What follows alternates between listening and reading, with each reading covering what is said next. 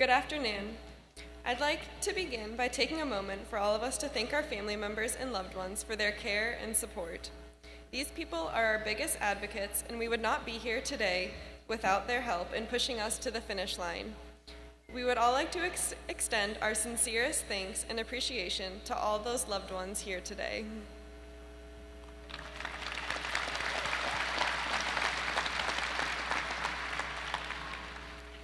When I tell people that I'm studying physics, the most common response is, "Wow, I hated physics." What am I supposed to say to that?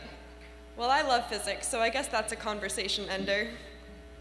I'm sure that you've all gotten similar comments from peers saying, "I was so bad at math in high school," or "I'm so glad to be done with science classes."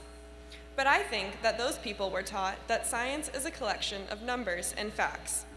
We all know that science is really about using logic to answer questions and solve problems in the world. During our time at UT, a lot has been expected of us as students. We have earned a well-rounded education from one of the best public universities in the country. Small communities like FIG and FRI have allowed us to make this large university feel a little bit more like family. The focus on academics and research has taught us to have a good work ethic and to be self-motivated.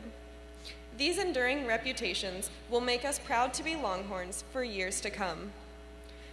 But we know that we didn't make it to graduation today by chance. We've all put in our time and worked our way up the totem pole. People in college like to complain about 8 a.m.s, but let me tell you about my 11 p.m. My first semester freshman year, the only time slot for E&M lab that still had seats open was from 8 to 11 p.m.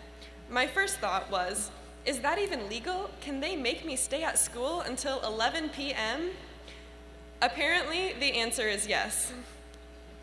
But little did I know that that was not the latest I would ever have to stay on campus. Just when I thought I got through all of college without pulling a single all-nighter, in my very last week of school, I underestimated my last lab report. I texted my mom about something at 5 a.m., and she told me to go back to bed. I said, "What do you mean back to bed? I didn't even go to bed."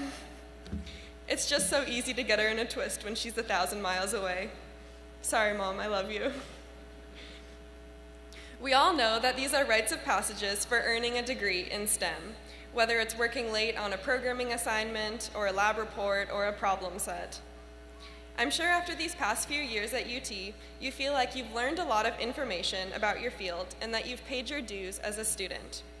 But I think it's important for us all to stop and examine the skills that we've gained that we may not have even noticed. Our ability to ask the right questions and to seek answers. It doesn't matter if you're physics, astronomy, computer science, math, or chemistry. Everything we do is methodical and uses logical steps to get from where we are to an answer. I want to be a college professor one day, and I'm sure I, like every other professor, will have dreams of inspiring the next generation of students. What is slightly less glamorous, but I think more important, is for giving people an appreciation for the skills they are learning. Regardless of the major listed on your diploma, as of today, we all have degrees in logical reasoning and critical thinking. The use of these skills extends far beyond science. If no one knows the answer to a question, we don't say, "Oh well." We as scientists go find the answer. In this new digital age of fast-traveling internet stories, when someone posts a headline that seems questionable, we are trained to approach it with a healthy skepticism and not accept it blindly as fact. Seek evidence that supports or denies it, because it is our role as scientists to bring logic to debates. If something seems unfair, and the reason is because that's the way it has always been done, look for an alternative. Find a solution that benefits more people. As your peer, I feel that I'm in no place to tell you wise words like, "Life is better when you're true to yourself," or "Don't be afraid to fail because it helps you grow." But the message I can share, and I think we should all remember, is that we can use the skills we've learned here at UT in the College of Natural Sciences far beyond any classroom, laboratory, or company. As we graduate and become full-fledged members of society, remember to seek the truth and to think critically about things. Bring your inner scientist to those around you. This is what will allow us to change the world. Thank you, and hook 'em.